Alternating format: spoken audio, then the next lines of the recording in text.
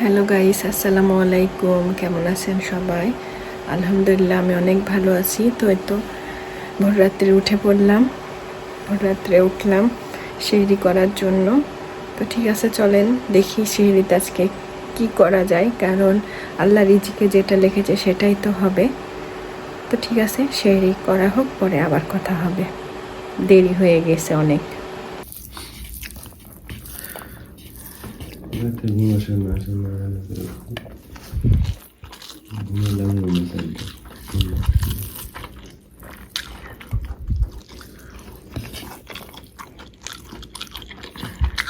সন্ধ্যা রাত্রে ঘুমালা যায়।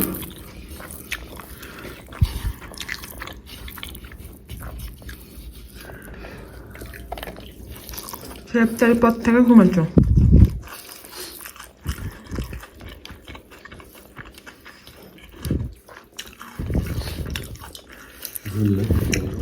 না, শুকনো খাই, ঝোল দিও না।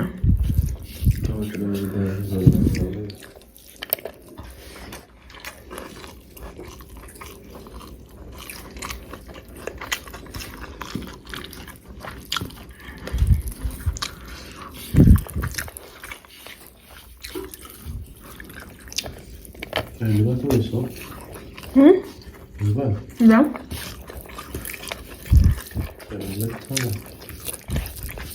দিয়ে দাও।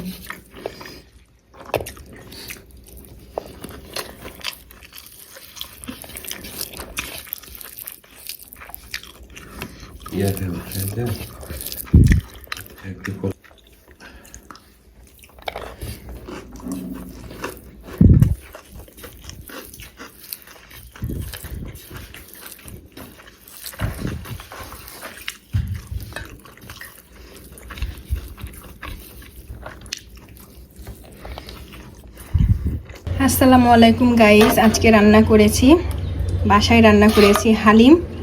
এই যে গরুর মাংস দিয়ে হালিম করেছি, আর রুটি বানিয়েছি, সেটা দিয়ে আজকে ইফতারি হবে। আর পায়া আছে, পায়া দিয়ে হালিম দিয়ে আজকে ইফতারি আমাদের। আশা করি ভালো লাগবে খেতে। দেখা যাক, যেহেতু রোজা রেখে হালিম রান্না করেছি, আর সম্পূর্ণটাই বাসায়, কোনোটাই কিনিনি। একদম পোলাওয়ের চাল, মুগের ডাল, মসুরির ডাল সব কিছু নিজেই আর কি দিয়ে রান্নাটা করেছি আমি। তো ঠিক আছে, ইফতারিতে কি কি করছি সব দেখাবো ইনশাল্লাহ। আজকে ইফতারিতে আছে পায়া, হালিম, আর হালিমের জন্য এই যে শসা, লেবু, কাঁচামরিচ, এদিকে আছে কলা, খেজুর, জিলাপি, এখানে কালকের মুরগির মাংস, আর এখানে হলো বেলের শরবত। এই দিয়ে আজকে ইফতারি আমাদের। আরও এখানে আছে রুটি, এই যে রুটি করে নিয়েছি। এই দিয়ে আজকে আমাদের ইফতারি।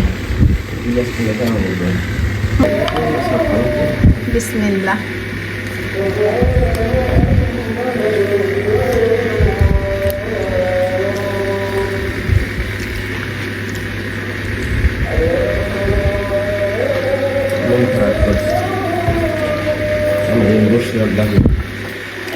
এসে দেখা গেল যে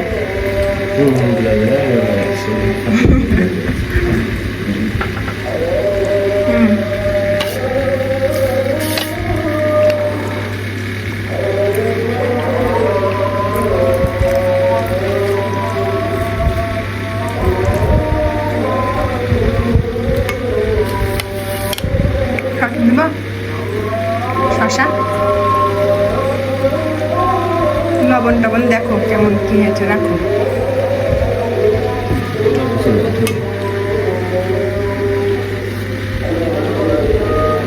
লেবু, লেবুতে রসে নাই, এত দাম দিয়ে লেবু কিনে লস। নাও, রুটি, মিষ্টি খেজুর, এটা পায়া, প্রচুর মিষ্টি। হ্যাঁ শরবত থাকলে আমি মিষ্টি জিলাপি খাবা এখন? একটা ভাগ করে খাই। না, মিষ্টি তো খেজুর খাওয়ার পরে কিছু খেতে ভালো লাগে না বেশি।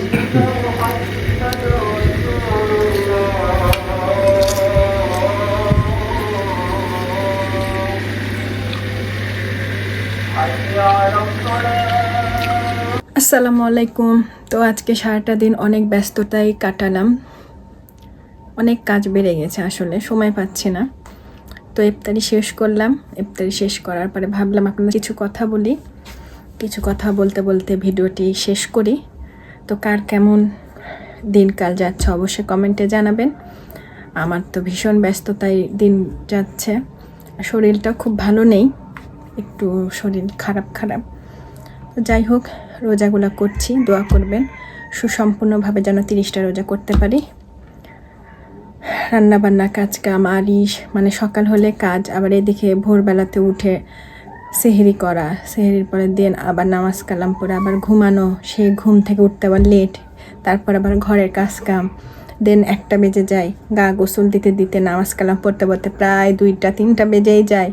তারপরে আবার রান্নাবান্না, ইফতার রেডি করা, এসব করতে করতে মানে সময় পাচ্ছি না, একদমই সময় পাচ্ছি না ভিডিও করার। তারপরে যেটুকু যেভাবে পাচ্ছি সেইটুকুই দেওয়ার চেষ্টা করছি।